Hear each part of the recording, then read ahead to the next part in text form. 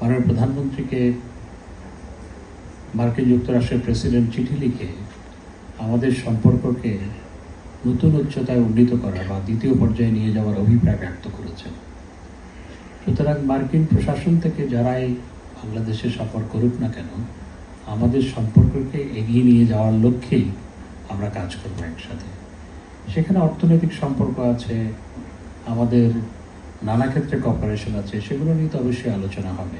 ভুল মিথ্যা প্রমাণিত হলো, তারা কিন্তু জাতির কাছে তারা তাদের ভুল স্বীকার করেনি। ক্ষমা না চলেও অন্তত ভুলটা স্বীকার করতে পারত যে আমাদের ভুল ছিল, সেটি তারা করেননি।